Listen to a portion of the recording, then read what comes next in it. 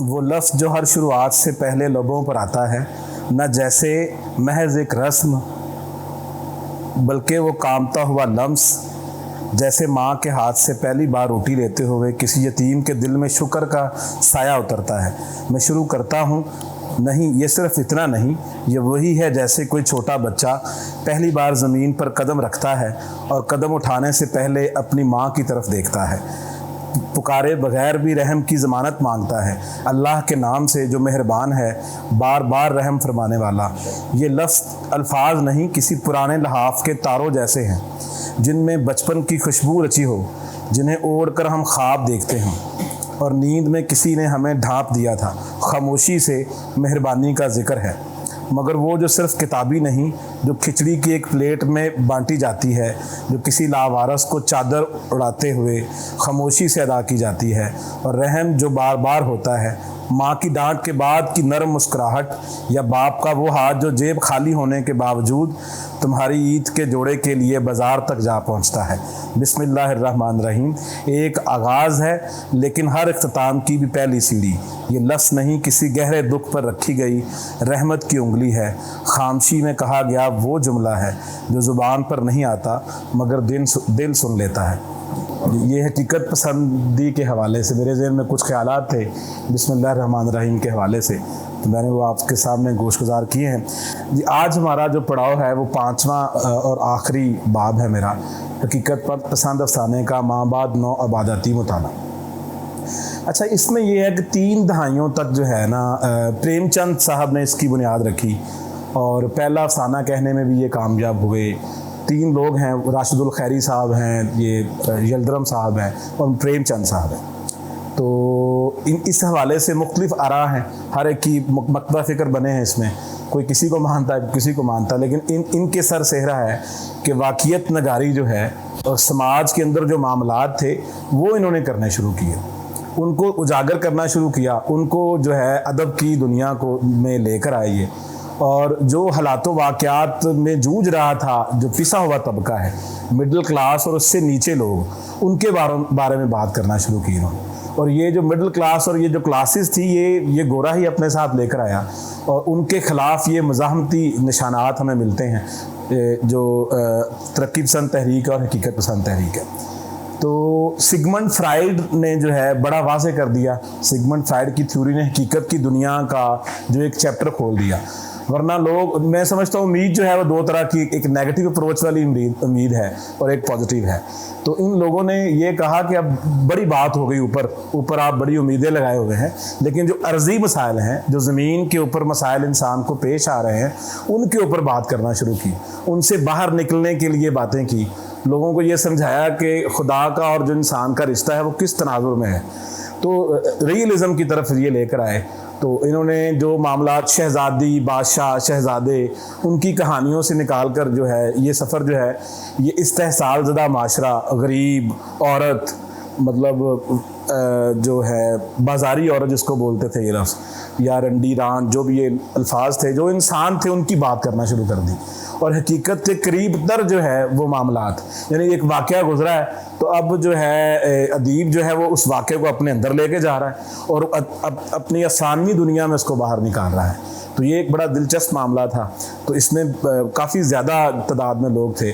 तरक्की पसंद तहरीक की और हकीकत पसंद तहरीक, मैं इसको एक ही समझता हूँ, लेकिन फ़र्क सिर्फ इतना है कि उनका रवैया थोड़ा बाग़ियाना था और हुकूमत के बहुत ज़्यादा ख़िलाफ़ वो बात करते थे, ये भी कर रहे थे, और वो मैदान अमल में और तरीके से भी उतर आए थे। तो मेरे ख्याल में हकीकत पसंदी जो थी ये एक बहुत शानदार मामला था जो साइंटिफिकली भी लेके चल रहा था, और जो तबका जो गुर्बत की वजह से बहुत ज़्यादा इस्तेहसाल में चला गया था उनके ऊपर ये बात कर रहे थे। तो इसमें जो है बेदी का नाम भी है, मंटो का नाम भी है, कृष्ण चंद्र साहब का नाम है, और जो मशहूर जो हैं, जिस तरह इसमें और भी लोग हैं, इसमें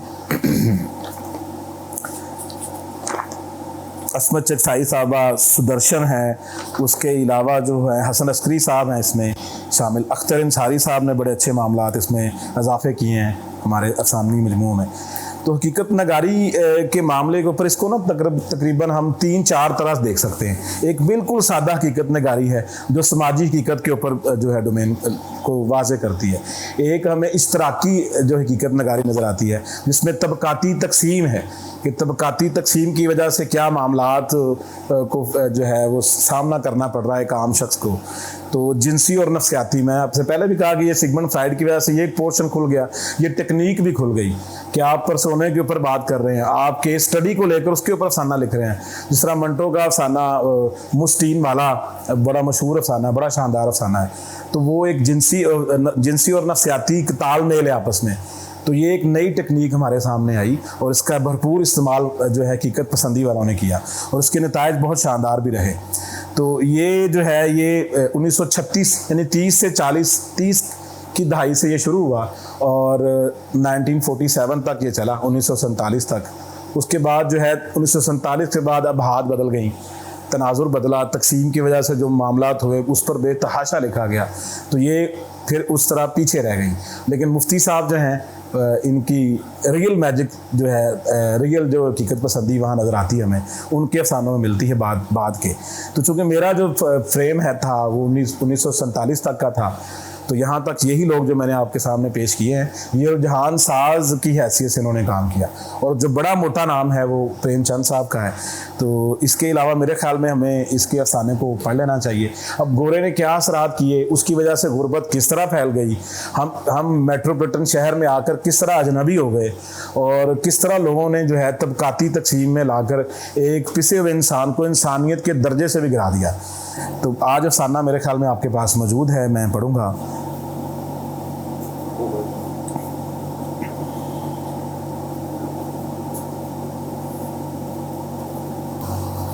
गर्म कोट बेदी साहब का ये अफसाना है। ये मजमूए का नाम भी है, तकरीबन कोई 110 पेजेस पर ये छपा, बहुत शानदार मजमुआ। ये सारा पढ़ने वाला है। मैंने देखा है मेराजदीन टेलर मास्टर की दुकान में बहुत से उम्दा सूट अवेजा होते हैं। उन्हें देखकर अक्सर मेरे दिल में ख्याल पैदा होता है कि मेरा अपना गर्म कोट बिल्कुल फट गया है और इस साल हाथ तंग होने के बावजूद मुझे एक नया गर्म कोट ज़रूर सिलवा लेना चाहिए। टेलर मास्टर की दुकान के सामने से गुजरने या अपने महकमे की तफरी क्लब में जाने से गुरेज करूं तो मुमकिन है मुझे गर्म कोट का ख्याल भी ना आए, क्योंकि क्लब में जब संता सिंह और यजदानी के कोटों के नफीस वर्स्टेड मेरे समंदे तखय्युल यानी उसके घोड़े जो मेरे तखय्युल में दौड़ते हैं पे ताज़ियानियाँ लगाते हैं, तो मैं अपने कोट की बोसीदगी को शदीद तौर पर महसूस करने लगता हूँ। यानी वो पहले से कहीं ज़्यादा फट गया है।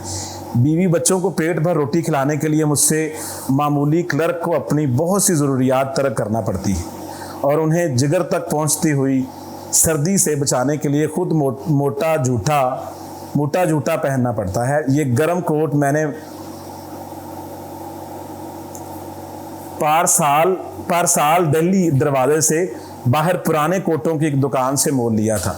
कोटों के सौदागर ने पुराने कोटों की सैकड़ों गांठें किसी मरांजा एंड कंपनी कराची से मंगवाई थी। मेरे कोट में नकली सिल्क के अस्तर से बनी हुई अंदरूनी जेब के नीचे मरांजा एंड का लेबल लगा हुआ था, मगर कोट मुझे मिला बहुत सस्ता। महंगा रोए एक बार, सस्ता रोए बार बार, और मेरा कोट हमेशा ही फटा रहता था।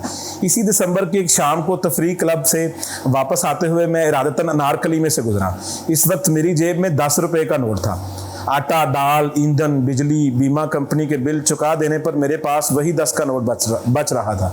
जेब में दाम हो तो अनारकली में से गुजरना मायूब नहीं। उस वक्त अपने आप पर गुस्सा भी नहीं आता, बल्कि अपनी ज़ात कुछ भली मालूम होती है।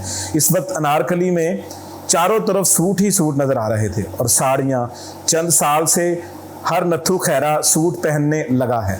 मैंने सुना है गुज़श्ता चंद साल में कई टन सोना हमारे मुल्क से बाहर चला गया है। शायद इसीलिए लोग जिस्मानी ज़ेबाइश का ख्याल भी बहुत ज़्यादा रखते हैं। नए नए सूट पहनना और खूब शान से रहना हमारे अफलास का बदीही सबूत है, वरना जो लोग सचमुच अमीर हैं ऐसी शानो शौकत और ज़ाहरी तकल्लुफ़ात की चंदा परवाह नहीं करते। कपड़े की दुकान में वर्स्टेड के थानों के थान खुले पड़े थे। उन्हें देखते हुए मैंने कहा, क्या मैं इस महीने के बचे हुए 10 रुपये में से कोट का कपड़ा खरीद कर बीवी बच्चों को भूखा मारूं? लेकिन कुछ अरसा के बाद मेरे दिल में नए कोट का नापाक ख्याल का रद्द-ए-अमल शुरू हुआ। मैं अपने पुराने गर्म कोट का बटन पकड़कर इसे बाल देने लगा। चूंकि तेज तेज चलने से मेरे जिस्म में हरारत आ गई थी, इसलिए मौसम की सर्दी और इस किस्म के खारजी असरात मेरे कोट खरीदने के इरादे को पाया तकमील तक पहुंचाने से कासर रहे। मुझे तो इस वक्त अपना वो कोट भी सरासर मुकल्लफ नजर आने लगा। ऐसा क्यों हुआ? मुकल्लफ से मुराद है कि वो भी मुझे जो है भारी लगने लगा, गर्म ज़्यादा लगने लगा। ये भी मैं उतार फेंकूँ। ऐसा क्यों हुआ? मैंने कहा है, जो शख्स हकीकतन अमीर हों वो ज़ाहरी शान की चंदा फिक्र नहीं करते। जो लोग सचमुच अमीर हों उन्हें तो फटा हुआ कोट बल्कि कमीज़ भी तकल्लुफ़ में दाखिल समझनी चाहिए। तो क्या मैं सचमुच अमीर था कि मैंने घबरा कर ज़ाती तज्जिया छोड़ दिया और बमुश्किल 10 का नोट सही सलामत लिए घर पहुंचा। शमी, उसकी बीवी, शमी मेरी बीवी मेरी मुंतज़र थी। आटा गूंदते हुए उसने आग फूंकनी शुरू कर दी। कमबख्त मंगल सिंह ने इस दफ़ा लकड़ियां गीली भेजी थी। आग जलने का नाम ही नहीं लेती थी। ज़्यादा फूंके मारने से गीली लकड़ियों में से और भी ज़्यादा धुआं उठा। शमी की आंखें लाल अंगारा हो गई, इनसे पानी बहने लगा। कमबख्त कहीं का मंगल सिंह, मैंने कहा, इन पुरनम आंखों के लिए मंगल सिंह तो क्या मैं तमाम दुनिया से जंग करने पर आमादा हो जाऊं। बहुत तगो-दो के बाद लकड़ियां आहिस्ता आहिस्ता चटकने लगी। आखिर उन पुरनम आंखों के पानी ने मेरे गुस्से की आग बुझा दी। शमी ने मेरे शाना पर सर रखा और मेरे फटे हुए गर्म कोट में पतली पतली उंगलियां दाखिल करती हुई बोली, अब तो ये बिल्कुल काम का नहीं रहा। मैंने धीमी सी आवाज़ से कहा, हाँ सी दूँ, यहाँ से सी दो। अगर कोई एक आध तार निकल कर रफू कर दो तो क्या कहने हैं। कोट को उल्टाते हुए शमी बोली, अस्तर को तो मोई टिड्डियाँ चाट रही हैं, नकली रेशम का है ना। ये देखिए। मैंने शमी से अपना कोट छीन लिया और कहा, मशीन के पास बैठने की बजाय तुम मेरे पास बैठो। शमी, देखती नहीं हो दफ्तर से आ रहा हूँ, ये काम तुम इस वक्त कर लेना जब मैं सो जाऊँ। शमी मुस्कुराने लगी। वो शमी की मुस्कुराहट और मेरा फटा हुआ कोट। शमी ने कोट को खुद ही एक तरफ रख दिया। बोली, मैं खुद भी इस कोट की मरम्मत करते करते थक गई हूँ। इस मरम्मत करने में इस गीले ईंधन को जलाने की तरह जान मारनी पड़ती है। आंखें दुखने लगती हैं। आखिर आप अपने कोट के लिए कपड़ा क्यों नहीं खरीदते? मैं कुछ देर सोचता रहा। यूं तो मैं अपने कोट के लिए कपड़ा खरीदना गुनाह ख्याल करता था, मगर शमी की आंखें, इन आंखों को तकलीफ से बचाने के लिए मैं मंगल सिंह तो क्या तमाम दुनिया से जंग करने पर आमादा हो जाऊं। वर्स्टड के थानों के थान खरीद लूं। नए गर्म कोट के लिए कपड़ा खरीदने का ख्याल दिल में पैदा हुआ ही था कि पश्मा मुन्नी भागती हुई कहीं से आ गई। आते ही बरामदे में नाचने और गाने लगी। उसकी हरकत कथाकली मदरा से ज़्यादा कैफ अंगेज थी। मुझे देखती हुई पश्पा मनी ने अपना नाच और गाना ख़त्म कर दिया। बोली, बाबूजी आप आ गए। आज बड़ी बहन जी ने कहा, उस्तानी थी उनकी, मेज़ पोश के लिए 2 सूती लाना और गर्म कपड़े पर काट सिखाई जाएगी। गुनिया माप के लिए और गर्म कपड़ा खरीदना, यानी कि ये वो दर्जन के जो काम होते हैं, गुनिया, कपड़ा और उस्तर की बात हो रही है। चूँकि इस वक्त मेरे गर्म कोट खरीदने की बात हो रही थी, शम्मी ने ज़ोर से एक चपत इसके मुंह पर लगाई और बोली, इस जन्म जली को हर वक्त कुछ ना कुछ खरीदना ही होता है। मुश्किल से इन्हें कोट सिलवाने पर राजी कर रही हूँ। वो पश्पा मनी का रोना और मेरा नया कोट। मैंने खिलाफे आदत ऊंची आवाज़ से कहा, शमी कांप गई। मैंने गुस्से से आंखें लाल करते हुए कहा, मेरे इस कोट की मरम्मत कर दो अभी, किसी तरह करो। ऐसे जैसे रो पीट कर मंगल सिंह की गीली लकड़ियाँ जला लेती हो तुम्हारी आंखें। हाँ, याद आया, देखो तो पश्पा मनी कैसे रो रही है। पुप्पी बेटा इधर आओ ना, इधर आओ मेरी बच्ची, क्या कहा था तुमने? बोलो तो। 2 सूती गनिया माप के लिए और काट सीखने को गर्म कपड़ा। बच्चू नाम है बेटे का उसका। नन्ना भी तो ट्राईसाइकिल का राग लापता और गुब्बारे के लिए मचलता सो गया होगा। इसे गुब्बारा ना ले दूंगी तो मेरा कोट सिल जाएगा, है ना? कितना रोया होगा बेचारा। शिम्मी कहाँ बच्चू? जी सो रहा है, शम्मी ने सहमे हुए जवाब दिया। अगर मेरे गर्म कोट के लिए तुम इन मासूमों से ऐसा सलूक करोगी तो मुझे तुम्हारी आंखों की परवाह ही क्या है। फिर मैंने दिल में कहा, क्या ये सब कुछ मेरे गर्म कोट के लिए हो रहा है? शम्मी सच्ची है या मैं सच्चा हूँ? पहले मैंने कहा दोनों, मगर जो सच्चा होता है उसका हाथ हमेशा ऊपर रहता है। मैंने तो खुद ही दबते हुए कहा, जी, तुम खुद भी उस दिन काफूरी रंग के मीनाकार कांटों के लिए कह रही थी ना? हाँ जी, कह तो रही थी, मगर मगर मगर इस वक्त तो मुझे अपने गर्म कोट की जेब में 10 रुपए का नोट एक बड़ा खजाना मालूम हो रहा था। दूसरे दिन शम्मी ने मेरे कोट कोहनियों पर से रफू कर दिया। एक जगह जहां पर से कपड़ा बिल्कुल उड़ गया था, सफाई और एहतियात से काम लेने के बावजूद सिलाई पर बदनुमा सिलवटें पड़ने लगी। उस वक्त मिराजुद्दीन टेलर मास्टर की दुकान मेरे जहन में घूमने लगी और मेरे तखय्युल की पुख्ता कारी थी। मेरे तखय्युल की पुख्ता कारी अक्सर मुझे मुसीबत में डाले रखती है। मैंने दिल में कहा, मिराजुद्दीन की दुकान पर ऐसे सूट भी तो होते हैं जिन पर सिलाई समेत 100 रुपये से भी ज़्यादा लागत आती है। मैं एक मामूली क्लर्क हूँ, इसकी दुकान में लटके हुए सूटों का तसव्वुर करना अब्स है, अब्स बेकार। यानी कि मुझे फारग पाकर शम्मी मेरे पास आ बैठी और हम दोनों खरीदी जाने वाली चीज़ों की फहरिस्त बनाने लगे। जब माँ बाप इकट्ठे होते हैं तो बच्चे भी आ जाते हैं। पुष्पा मनी और बच्चू आ गए, आंधी और बारिश की तरह शोर मचाते हुए। मैंने शम्मी को खुश करने के लिए नहीं बल्कि यूं ही काफूरी रंग के मीनाकार कांटे सबसे पहले लिखे। अचानक रसोई की तरफ मेरी नज़र उठी। चूल्हे में लकड़ियां धड़ धड़ जल रही थी और इधर शम्मी की आंखें भी दो चमकते हुए सितारों की तरह रोशन थी। मालूम हुआ कि मंगल सिंह गीली लकड़ियां वापस ले गया है। वो शहतूत के डंडे जल रहे हैं। और खोखा शम्मी ने कहा, और ओपले? जी हाँ, ओपले भी। मंगल सिंह देवता है, शायद मैं भी अनकरीब गर्म कोट के लिए अच्छा सा वर्स्टेड खरीद लूँ ताकि तुम्हारी आंखें यूं ही चमकती रहें, उन्हें तकलीफ ना हो। इस माह की तनख्वाह में तो गुंजाइश नहीं, अगले माह ज़रूर। जी हाँ, सब सर्दी गुजर जाएगी, जब सर्दी गुजर जाएगी। पुष्पा मनी ने कई चीज़ें लिखाई। 2 सूती गुनिया, माप के लिए गरम ब्लेजियर, सब्ज रंग का एक गज मुरब्बा, DMC के गोटे की मगजी और अमरतियाँ और बहुत से गुलाब जामुन। मोई ने सब कुछ ही तो लिखवा दिया। मुझे दायमी कब्ज़ थी। मैं चाहता था कि यूनानी दवा खाने से अतरीफल ज़मानी का एक डिब्बा भी ला रखूं। दूध के साथ थोड़ा सा पीकर सो जाया करूंगा, मगर मोई पुष्पा ने इसके लिए गुंजाइश ही कहाँ रखी थी।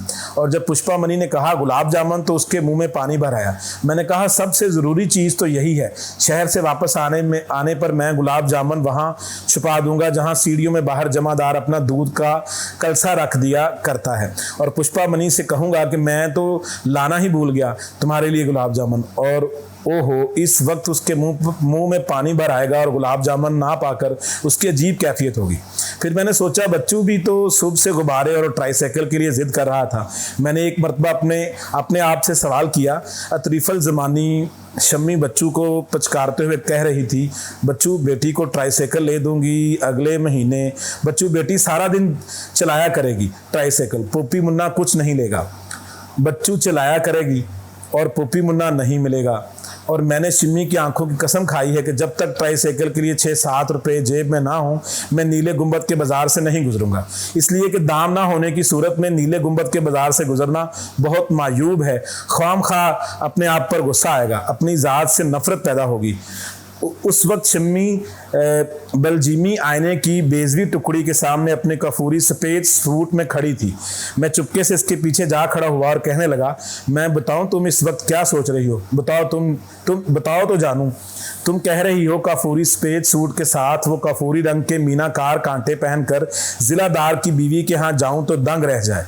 नहीं तो शम्मी ने हंसते हुए कहा, आप मेरी आंखों के मद्दा होते तो कभी का गरम।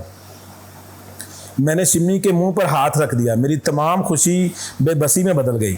मैंने आहिस्ता से कहा, बस इधर देखो, अगले महीने ज़रूर खरीद लूँगा। जी हाँ, जब सर्दी फिर मैं अपनी इस हसीन दुनिया को जिसकी तख्लीक पर महज 10 रुपये सरफ हुए थे तसव्वुर में बसाए बाजार चला गया।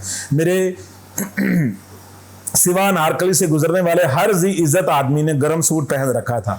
लाहौर के एक लहीमो शहीम जेंटलमैन की गर्दन नकटाई और मुकल्लफ कॉलर के सबब मेरे छोटे भाई के पालतू बिल्ली कुत्ते टाइगर की गर्दन की तरह अकड़ी हुई थी। मैंने इन सूटों की तरफ देखते हुए कहा, लोग सचमुच बहुत मुफलस हो गए हैं। इस महीने ना मालूम कितना सोना चांदी हमारे मुल्क से बाहर चला गया है। कांटों की दुकान पर मैंने कई जोड़ियां कांटे देखे। अपनी तखय्युल की पुख्ताकारी से मैं शिम्मी की काफूरी सफ़ेद सूट में मलबूस ज़हनी तस्वीर को कांटे पहनाकर पसंद या नापसंद कर लेता। काफूरी सफ़ेद सूट, काफूरी मीनाकार कांटे, कसरत इक़साम के बायस में एक भी ना मुंतखब कर सका। इस वक्त बाज़ार में मुझे यज़दानी मिल गया। वो तफरी क्लब से जो दरअसल प्रेल क्लब थी, 15 रुपए जीत कर आया था। आज उसके चेहरे पर अगर सुर्खी और बशाशत की लहरें दिखाई देती थी तो कुछ ताज्जुब की बात ना थी। मैं एक हाथ से अपनी जेब की सिलवटों को छिपाने लगा। निचली बाईं जेब पर 1 रुपए के बराबर कोट से मिलते हुए रंग का पैबंद बहुत ही नामौजू दिखाई दे रहा था। मैं इसे भी एक हाथ से छिपाता रहा। फिर मैंने दिल में कहा, क्या अजब यजदानी ने मेरे शाने पर हाथ रखने से पहले मेरी जेब की सलवटें और वो रुपए के बराबर कोट के रंग का पैबंद देख लिया हो। इसका भी रद्देमल शुरू हुआ और मैंने दलेरी से कहा, मुझे क्या परवाह है यजदानी, मुझे कौन सी थैली बख्श देगा, और इसमें बात ही क्या है। यजदानी और संता सिंह ने बारहा मुझसे कहा कि वो रफते ज़हनी की ज़्यादा परवाह करते हैं और वर्स्टड की कम। मुझसे कोई पूछे, मैं वर्स्टड की ज़्यादा परवाह करता हूँ और रफते ज़हनी की कम। यजदानी रुखसत हुआ और जब तक वो नज़र से ओझल ना हो गया मैं गौर से इसके कोट की नफीस वर्स्टड को पुश्त की जानब से देखता रहा। फिर मैंने सोचा कि सबसे पहले मुझे पुष्पा मनी के गुलाब जामुन और अमरतियाँ खरीदनी चाहिए, कहीं वापसी पर सचमुच भूल ही ना जाऊं। घर पहुंचकर उन्हें छुपाने से खूब तमाशा रहेगा। मिठाई की दुकान पर खोलते हुए रोगन में कचोरियां खूब फूल रही थी। मेरे मुंह में पानी भर आया, इस तरह जैसे गुलाब जामुन के तखय्युल से पुष्पा मनी के मुंह में पानी भर आया था। कब्ज और अतरीफल जमानी के ख्याल के बावजूद मैं सफ़ेद पत्थर की मेज़ पर कोहनियाँ टिकाकर बहुत रगबत से कचोरियाँ खाने लगा। हाथ धोने के बाद जब पैसों के लिए जेब टटोली तो उसमें कुछ भी ना था। 10 का नोट कहीं गिर गया था। कोट की अंदरूनी जेब में एक बड़ा सुराख हो रहा था। नकली रेशम को टिड्डियां चाट गई थी। जेब में हाथ डालने पर इस जगह जहां मरांजा एंड कंपनी का लेबल लगा हुआ था मेरा हाथ बाहर निकल आया। नोट वहीं से बाहर गिर गया होगा। एक लम्हे में मैं यूं दिखाई देने लगा जैसे कोई भोली सी भेड़ अपनी खूबसूरत पश्चिम उतर जाने पर दिखाई देने लगती है। हलवाई भांप गया, खुद ही बोला, कोई बात नहीं बाबूजी, पैसे कल आ जाएंगे। मैं कुछ ना बोला, कुछ बोल ही ना सका। सिर्फ इजहार तशक्कुर के लिए मैंने हलवाई की तरफ देखा। हलवाई के पास ही गुलाब जामुन चाशनी में डूबे पड़े थे। रोगन में फूलती हुई कचोरियां के धुआं में से आछे सुर्ख अमरतियां जिगर पर दाग लगा रही थी और जहन में पुष्पा मनी की धुंधली सी तस्वीर फिर गई। मैं वहां से बादामी बाग की तरफ चल दिया और आध पौन घंटे के करीब बादामी बाग की रेलवे लाइन के साथ साथ चलता रहा। इस अरसे में जंक्शन की तरफ से एक मालगाड़ी आई। इसके 5 मिनट बाद एक शंट करता हुआ इंजन जिसमें से दहकते हुए सुर्ख कोयले लाइन पर गिर रहे थे, मगर उस वक्त करीब ही की साल्ट रिफाइनरी में से बहुत से मजदूर ओवर टाइम लगाकर वापस लौट रहे थे। मैं लाइन के साथ साथ दरिया के पुल की तरफ चल दिया। चांदनी रात में सर्दी के बावजूद कॉलेज के चंद मनचले नौजवान कश्ती चला रहे थे। कुदरत ने अजीब सजा दी है मुझे। मैंने कहा, पुष्पा मनी के लिए गोटे की मगजी, 2 सूती गुलाब जामुन और शम्मी के लिए कफूरी मीनाकार कांटे ना खरीदने से बढ़कर कोई गुनाह सरजद हो सकता है। किस बेरहमी और बेदर्दी से मेरी एक हसीन मगर बहुत सस्ती दुनिया बर्बाद कर दी गई है। जी तो चाहता है कि मैं भी कुदरत का एक शाकार तोड़ फोड़ के रख दूं, मगर पानी में कश्ती रान लड़का कह रहा था, इस मौसम में तो रावी का पानी घुटने घुटने से ज्यादा कहीं नहीं होता। सारा पानी तो ऊपर से अपर बारी दबाव ले लेती है और यूं भी आजकल पहाड़ों पर बर्फ नहीं पिघलती। दूसरे ने कहा। मैं नाचार घर की तरफ लौटा और नहायत बेदिली से जंजीर हिलाई। मेरी ख्वाहिश और अंदाजे के मुताबिक पुष्पा मनी और बच्चू नन्ना बहुत देर हुई दहलीज से उठकर बिस्तरों में जा सोए थे। शमी चूल्हे के पास शहतूत के नीम जान कोयलों को तापती हुई कई मरतबा ऊँगी और कई मरतबा चौंकी थी। वो मुझे खाली हाथ देखकर ठटक गई। इसके सामने मैंने चोर जेब के अंदर हाथ डाला और लेबल के नीचे से निकाल लिया। शिम्मी सब कुछ समझ गई। वो कुछ ना बोली, कुछ बोल ही ना सकी। मैंने कोट खोंटी पर लटका दिया। मेरे पास ही दीवार का सहारा लेकर शिम्मी बैठ गई और हम दोनों सोते हुए बच्चों और खोंटी पर लटकते हुए गर्म कोट को देखने लगे। आखिर शम्मी ने मेरा इंतजार किए बगैर वो कफूरी सूट बदल दिया होता तो शायद मेरी हालत इतनी मुतगय्यर ना होती। यजदानी और संता सिंह तफरी क्लब में प्रेल खेल रहे थे, यानी ये जुए की किस्म है। उन्होंने 2-2 घूंट ही पी भी रखी थी। मुझसे भी पीने के लिए इसरार करने लगे, मगर मैंने इनकार कर दिया, इसलिए कि मेरी जेब में दाम ना थे। संता सिंह ने अपनी तरफ से एक आध घूंट ज़बरदस्ती मुझे भी पिला दिया। शायद इसलिए कि वो जान गए थे कि इसके पास पैसे नहीं हैं, या शायद इसलिए कि वो रिफत ज़हनी की वर्स्टड से ज़्यादा परवाह करते हैं। अगर मैं घर में इस दिन शम्मी को वही कफूरी सफ़ेद सूट पहने हुए देख कर ना आता तो शायद प्रेल में किस्मत आजमाई करने को मेरा जी भी ना चाहता। मैंने कहा काश मेरी जेब में 1-2 रुपये होते, क्या अजब था कि मैं बहुत से रुपए बना लेता, मगर मेरी जेब में तो कुल 4.25 आने थे। यजदानी और संता सिंह नहायत उम्दा वर्सट के सूट पहने नेक आलम क्लब के सेक्रेटरी से झगड़ रहे थे। नेक आलम कह रहा था कि वो तफरी क्लब को प्रेल क्लब और बार बनते हुए कभी नहीं देख सकता। इस वक्त मैंने एक मायूस आदमी के मखसूस अंदाज में जेब में हाथ डाला और कहा, बीवी बच्चों के लिए कुछ खरीदना कुदरत के नज़दीक गुनाह है। इस हिसाब से प्रेल खेलने के लिए तो उसे अपनी गिरा से दाम दे देने चाहिए। ही अंदरूनी कीसा बाएं निचली जेब कोट में पुश्त की तरफ मुझे कोई कागज़ रखता हुआ मालूम हुआ। इसे सरकाते हुए मैंने दाईं जेब के सुराख के नज़दीक जा निकाला। वो 10 रुपये का नोट था जो उस दिन अंदरूनी जेब की तय के सुराख में से गुजरकर कोट के अंदर ही अंदर गुम हो गया था। इस दिन मैंने कुदरत से इंतकाम लिया। मैं इसकी ख्वाहिश के मुताबिक प्रेल व्रेल ना खेला, नोट को मुट्ठी में दबाए घर की तरफ भागा। अगर उस दिन मेरा इंतजार किए बगैर शम्मी ने काफूरी सूट बदल दिया होता तो मैं खुशी से यूं ही दीवाना कभी ना होता। हाँ, फिर चलने लगा वही तखय्युल का दौर। गोया एक हसीन से हसीन दुनिया की तख्लीक में 10 रुपये से ऊपर एक दमड़ी भी खर्च नहीं आती। जब मैं बहुत सी चीज़ों की फहरिस्त बना रहा था, शम्मी ने मेरे हाथ से कागज़ छीन कर पुर्जे पुर्जे कर दिया और बोली, इतने किले मत बनाइए, फिर नोट को नज़र लग जाएगी।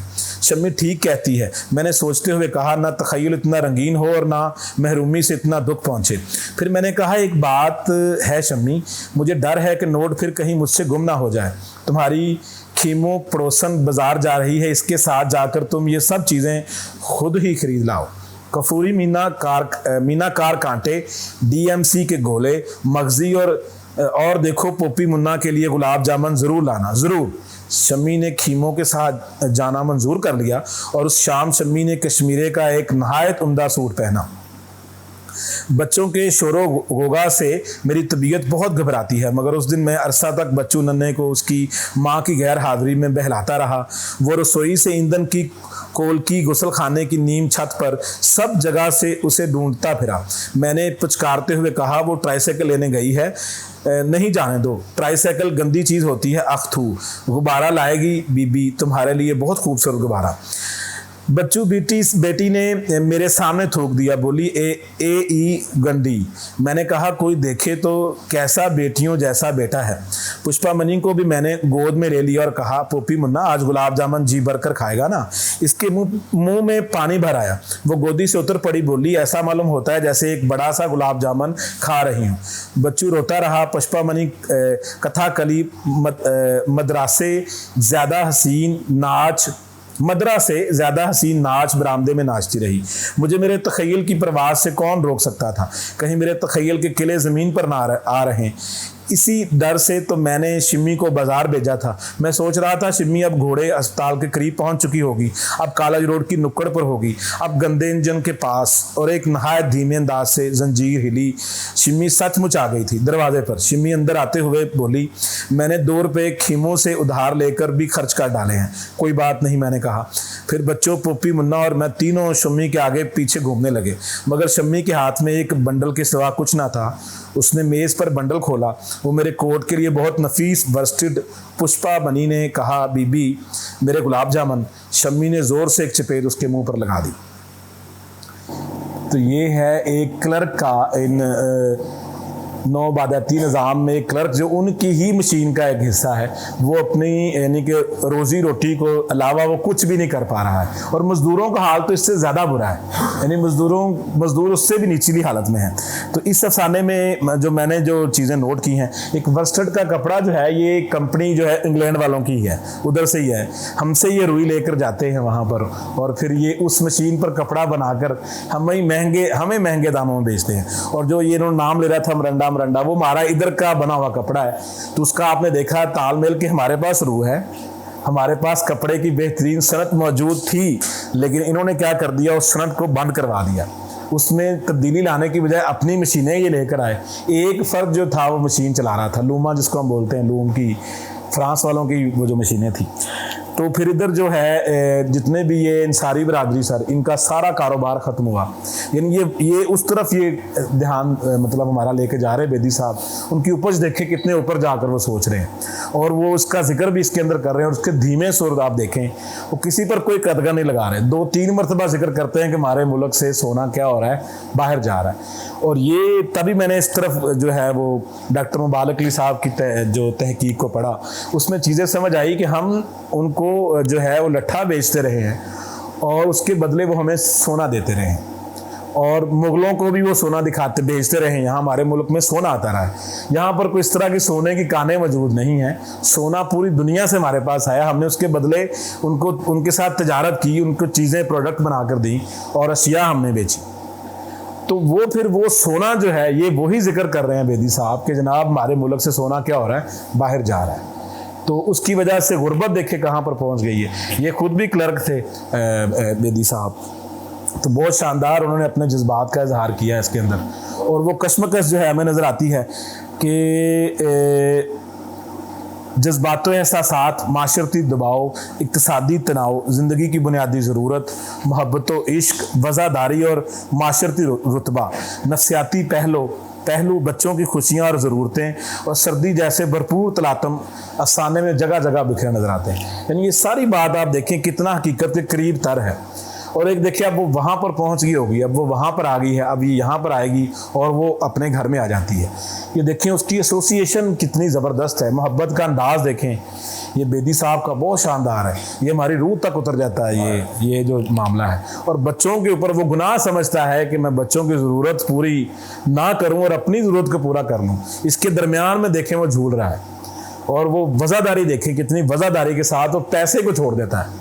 यानी उसके अंदर एक लालच का जज्बा भी उभरता है, यार वो खेल रहे हैं मैं भी खेलूंगा। वो ये भी दिखा रहा है कि वो गलत काम कर रहे हैं, वो उनके पास पैसे, वो भी क्लर्क के उनके साथ, दोनों संता सिंह भी और वो भी।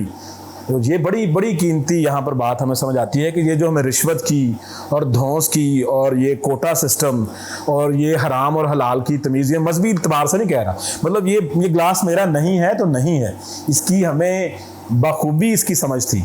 ये गोरे के आने के बाद ये गिलास हमारा, क्योंकि वो मुल्क पर कब्जा कर रहे हैं, तो किस तरह हो सकता है कि बाकी चीज़ों पर उनका असर ना आए।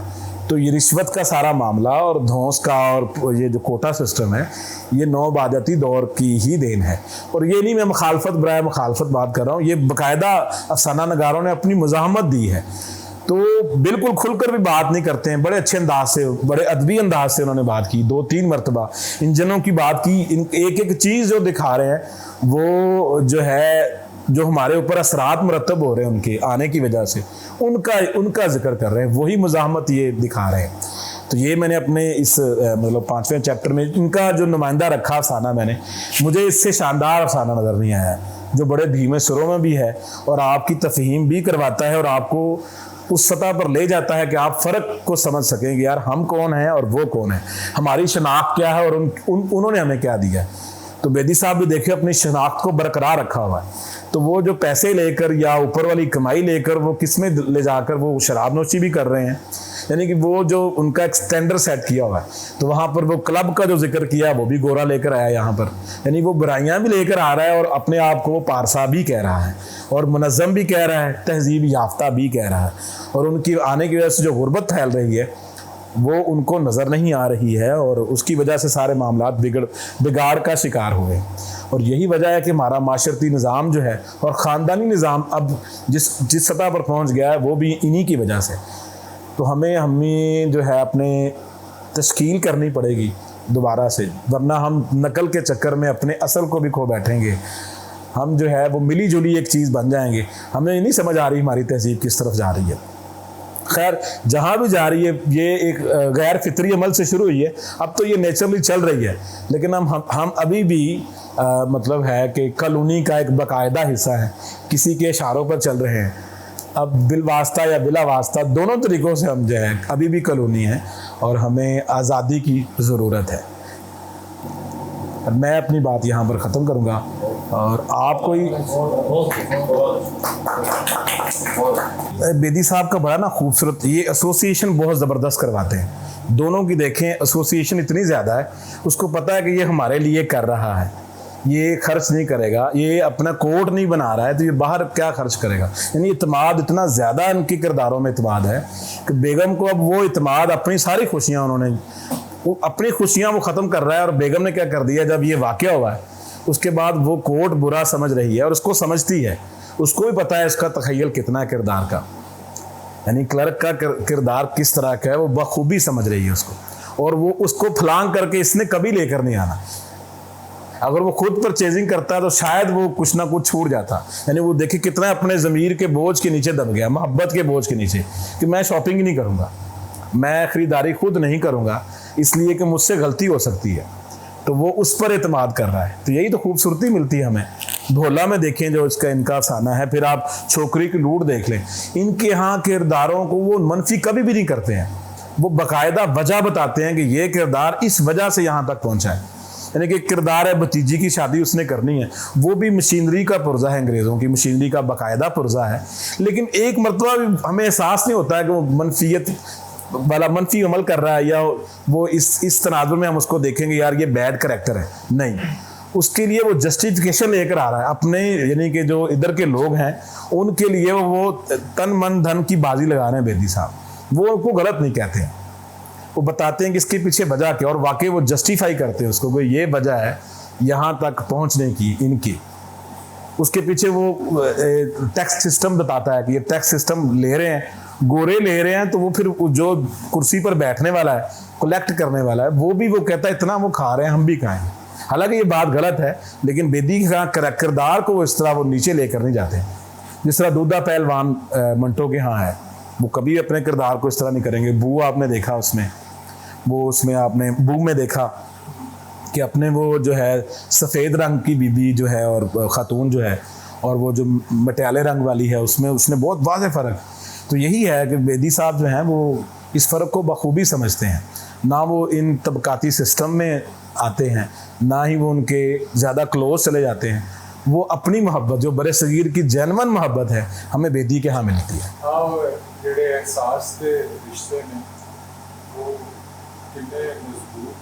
बहुत ज़्यादा उनके पीछे यही रीज़न है ना कि असल में साडा जिहड़ा इत्थों दा कल्चर वही एहसास से रिश्ते ते कायम है, अपनी मिट्टी का यही पहचान है।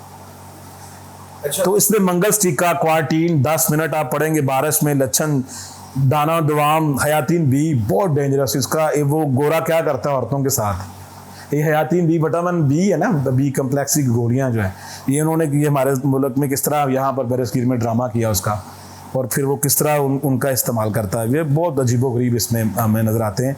तो लगता है इस तरह रद्द इस्तेमाल कर रहे हैं, लेकिन अब इनको समझने के लिए अब ये पोर्शन खुला, एक नया चलन है एकेडेमिया में, तो इसके लिए रास्ता बन गया, बाकायदा बन गया। अब ये सवाल अगला लोग करते हैं, डीकोलोनाइजेशन किस तरह, जो नईम साहब बताते हैं, उसके लिए वो एक अलग पोर्शन है। ये सिर्फ डायग्नोज किया हमने चीज़ों को, इसमें हम हल नहीं दे रहे। जो डीकोलोनाइजेशन वाले हैं वो इसका हल निकालेंगे, किस तरह इसको दोबारा रिवर्स किया जा सकता है, हम दोबारा कहाँ कैसे वहाँ तक पहुँच सकते हैं। तो ये एक बड़ा अहम सवाल है। अच्छा खान साहब, अभी मतलब जो आप का ये थीसिस है, ये मतलब गोरे के आने के बाद जो प्रॉब्लम्स हमें क्रिएट हुई या प्रॉब्लम्स का सामना करना पड़ा, तो वो आप बता रहे हैं इसमें प्रॉब्लम्स ठीक हैं, लेकिन जब गोरे से पहले भी तो लोगों की प्रॉब्लम्स होंगी, इसी तरह गुर्बत उनके पास भी होगी, मसाइल। बिल्कुल, वो तो हम ये कह ही नहीं सकते आइडियल दौर में हम चले जाएंगे, लेकिन इस तरह नहीं था कि लोग जो थे वो किसी के मरहूने मिन्नत नहीं थे, इस तरह नहीं करना पड़ता था। मजदूरी लेने के लिए आपको जो है इस तरह के काम नहीं करने पड़ते थे जिस तरह के अब करने पड़ रहे थे। यानी जो एक फ़र्द है, मतलब मैं सारी बरादरी की आपको मिसाल देता हूँ, वो एक घर में खुद का कारोबार चला रहा है, यानी उसकी खड्डी लगी हुई है, वो खड्डी पर अपने मामले को बना रहा है, वो अपना ज़ाती कारोबार करा, दिन करे रात करे, औरत करे मर्द करे बच्चे करे, वो एक मिनी मतलब एक फैक्ट्री बनी हुई है उस घर में, तो उसका रोज़गार बड़े अच्छे तरीके से चल रहा है। अब मुझे बताइए, जब वो यहाँ पर लूमा लेकर आए तो उन्होंने बिल्कुल इनको बेरोज़गार कर दिया, अभी कोई भी नहीं आपको मिलेगा। यानी वो एक 100 रुपये का कम्बल मिल रहा है इनसे हैंडमेड जो है, तो आपको बाज़ार में 70 का मिलेगा, आप कौन सा खरीदेंगे? 70 वाला तो 70 वाला फिर बिकेगा। हमारे से चीज़ें लेकर हमसे बनवा कर वो फ़ायदा उठा कर लेके जाए, और एक बंदा काम करता है उस पर 2 या 1-2 लोग काम करते हैं सर। तो मेरा ख्याल है कि वो 1000 बंदे का काम जो है महीने में करके वो फारिग कर देते, 1000 बंदे का। तो मशीन से इसलिए जो है वो अदीब लोगों को नफरत है, मुझे भी है कि यार इसने जदीदियत ने बहुत ज़्यादा ख़राबी पैदा कर दी, हमारी जुड़त ही ख़त्म हो गई है, जो बुनियादी रिश्ते हैं उनकी जुड़त ख़त्म होती जा रही है इस जदीदियत की वजह से। ਉਹਦੇ ਵਿੱਚ ਉਹ ਕਹਿੰਦਾ ਪੈਂਡੂਲਮ ਨੇ ਜਿਹੜਾ ਵਾਇਆ ਹੈ ਕਿ ਮਾਲ ਗੱਡੀ ਜਿਹੜੀ ਉਹ ਕਿੰਨੀ ਤੇਜ਼ੀ ਦੇ ਨਾਲ जी जी आगे वादी भी हो ਉਹ देखो, ਪੈਦਲ ਚੱਲ वो पैदल चल रहा था। है देखो ना, मतलब उन्हें अलामती कराया उन्हें ज़बरदस्त तरीके ना। ਯਾਨੀ ਉਹ ਜਿਹੜਾ ਜੋ ਵੀ ਇੱਥੋਂ ਉਹ ਖਸ ਕੇ ਜੋ ਮਾਲ ਗੱਡੀ ਦੇ ਰਾਹੀਂ शिफ्ट कर रहे हैं। और देखिए पानी का मसला तब भी बेदी बता रहा है, ये 30s की बात है, 30s के दरमियान में पानी का देखिए बता रहा है, घुटने घुटने पानी होता था, अब कम हो रहा है पानी। तो उसकी जो है ना मुनसिफाना तकसीम की थी गोरे ने, ये तब के मामला ख़राब किए हुए हैं। यानी ये पंजाब हंसता बसता भी देख नहीं चाहते थे इधर भी, क्योंकि काबू नहीं आ रहे थे लोग इधर के, इस तरीके से काबू नहीं आते थे। तो उन्होंने इसको भी कंट्रोल में करने की कोशिश की। उन्होंने हर वो काम किया जिससे हम कंट्रोल हो जाएं। यानी हम कॉलोनी बनाते हैं लोग, लेकिन इतना जो है जुल्मों से तब नहीं करते जितना गोरे ने हमसे किया है। इवन के कोड ही कितना बड़ा सिंबल कोट उसने देखो कुत्ते, एक और बात, वो एक बंदे ने जिसने टाई शाई बांधी कादर लगाया हुआ, उसकी तस्वीर उसने किन से दी है, वो कुत्ते और बिल्लियों से। यानी वो निकाला, देखें इतना नेगेटिव भी नहीं महसूस हो रहा हमें, लेकिन उसने देख लें तस्वीर किसके साथ दी है। तो मंटो के यहाँ अंग्रेज किस तरह है आपके सामने है। तो फ़र्क सिर्फ यही है, मुज़ाहमत जो देने वाले लोग हैं वो हमारे हीरो हैं। उन्होंने मुज़ाहमत को बाहर आके बाकायदा कोई अनारकी नहीं फैलाई है, उन्होंने कलम को उठाया और उसको चलाया, और उसके ज़ोर पर लोगों को जहन साजी की है कि हमें अपनी शनाख्त करनी चाहिए, हमें ख़ुद को पहचानना चाहिए, हमें अपने ऊपर एतमाद लेकर आना चाहिए। इसके बहुत बुनियादी पैगाम है इस अफसाने का।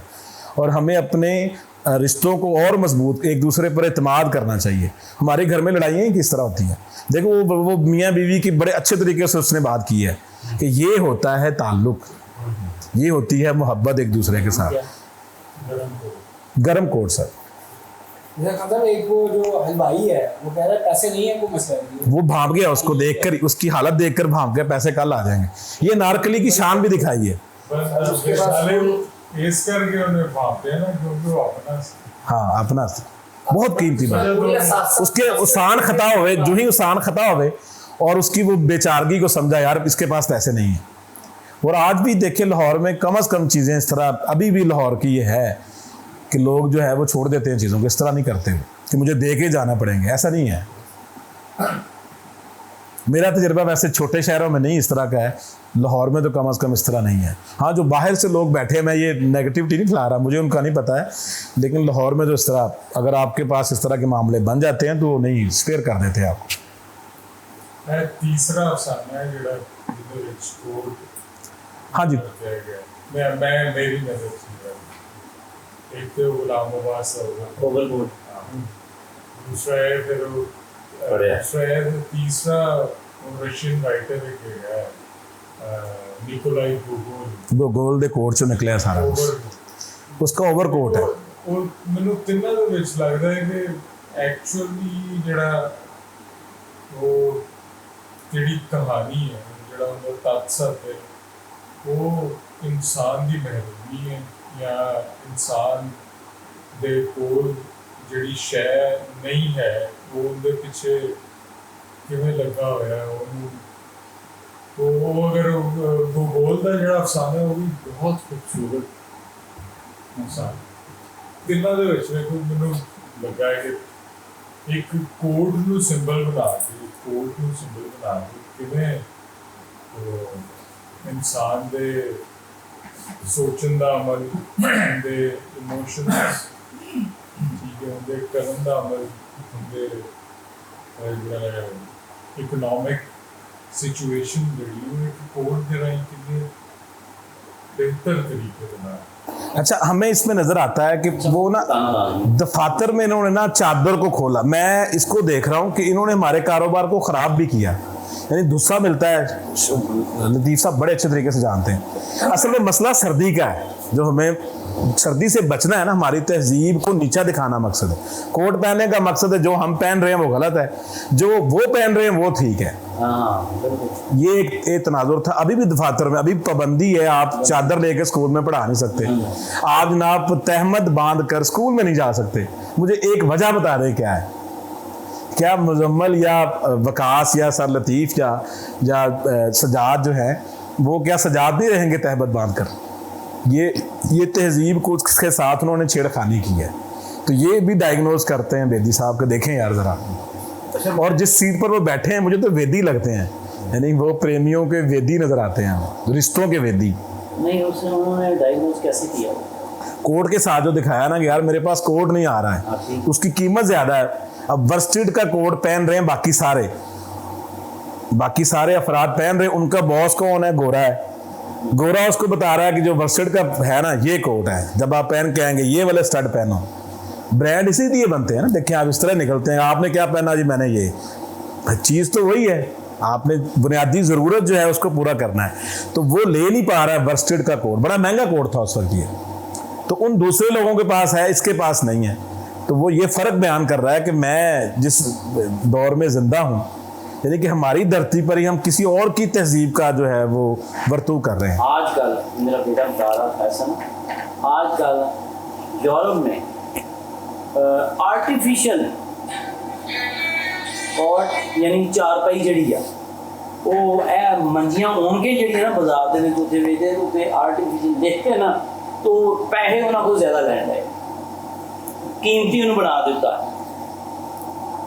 जबकि वो उन्नत जी आ वो तो साड़ी तहसील।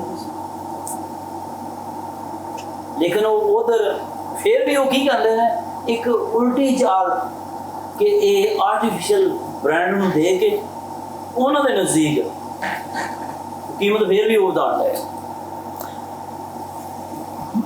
वो प्रैक्टिकल बड़ी काबिल हो रहे कि ये लोग करते नहीं इस तरह, और इन्होंने सारा जाल दिता सानू साड़ी तहजीब पाड़ने वास्ते। अब मैं आपको बताता हूँ, हमारे आयन में लिखा है जनाब ड्रेस कोड होगा, यानी मैंने गर्मी में भी पहननी है वास्कट, सर्दी में भी वास्कट पहननी है, यानी ड्रेस कोड पहन सकते हैं आप। मुझे बताइए ज़रा, वास्कट पहने वो सजा देने के लिए आपने लिखा है जी वास्कट पहनेंगे, सलवार कमीज़ पहननी है, नहीं तो आप कोट पहनेंगे, पैंट और कोट पहनना जी बस, और कुछ नहीं पहन सकते आप। और सलवार कमीज़ पहननी है तो ऊपर जनाब आप वास्कट पहनेंगे। मतलब ये कदगन लगाने का मकसद ख़ास नज़र आता हमें कि जनाब ये तश्कील कर रहे थे, हमारी छेड़खानी कर रहे थे हमारी तहजीब के साथ, और करने में पूरे कामयाब हुए। इसी वजह से अब तक देखें बैंकिंग सिस्टम है। मतलब क्या है कि आप टाई लगाएं यार, क्या है पैंट पहने, क्यों पहने? लेकिन जी क्या किसको दिखा रहे हैं? अभी तक हमारे ज़हनों में असर है उसका। पैसे जमा करवाने हैं सर, पैंट शर्ट जो पैन जमा करवाने वाला तहमत बात करा रहा है, तो वो देखकर इतना सर हमारे, मैं तो समझता हूँ हमारे आर्किटाइप में चीज़ें चली गई हैं। ये 150-200 साल जो है ना, हम उसको अच्छा समझते हैं जिसने पैंट कोट टाई पहनी होती है। जो हमारी तलीमी स्ट्रक्चर में हम निकल के आते हैं इनकी तलीम से, तो अंग्रेजी कल्चर को ज़ाहिर सी बात हम अच्छा समझते हैं। मैं सवाल एक्चुअली यही करना चाह रहा था कि ओवरकोट बेदी साहब ने भी लिखा है और गुलाम अब्बास साहब ने भी लिखा है। वाई ओवरकोट, मतलब 2 दफ़ा चुना गया है ओवरकोट, तो वो आपने डिस्कस कर दिया है। मसला सर्दी को बचाने का ना, अगर आपके पैसे नहीं हैं तो आप वो नहीं लेंगे। उस ओवरकोट में भी तकरीबन ऐसा ही है मामला, कश्मकश ही है उसमें भी, जो गोगल का है। हाँ जी, गूगल भी ओकलर की नीचे बुनियान पहनी हुई है फटी सी। नहीं ਤੁਸੀਂ ਗੁਲਾਮ ਅब्बास ਤੁਸੀਂ ਗੁਲਾਮ ਅब्बास ਵਾਲਾ ਕਹਿੰਦੇ ਪਏ ਹੋ, ਉਹ ਤੇ ਉਹਦੀ ਤੇ ਹੋਰ ਤਨਾਜ਼ੁਰ ਹੈ ਨਾ ਸਰ, ਉਹਦਾ ਤੇ ਗੁਲਾਮ ਅब्बास ਦਾ ਤੇ ਉਹ ਮਾਮਲਾ ਹੈ। Quote as a symbol western machinery में सिंबल के तौर पर इस्तेमाल हो रहा है। जी जी, इस्तेमाल कार तो वो जबरन करवाया ना उन्होंने। इनके मतलब इन्हीं के अफसानों में ना एक है अफसाना, उसने बड़ा ज़बरदस्त मामला इसने किया हुआ है। मेरे ख्याल में लच्छन है, शायद लच्छन में, अच्छा, वो भी देखने वाले अफसाने, मन की मन में।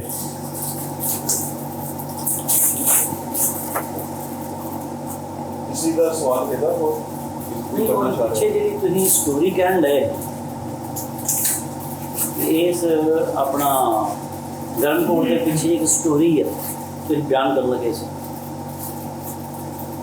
यही मैंने बात की ना, गरम कोट पहनाया, जानबूझ के पहना रहे हैं हमें, पहनवा रहे हैं, और वो फिर ब्रांड का पहन कर वो आ रहा है खुद।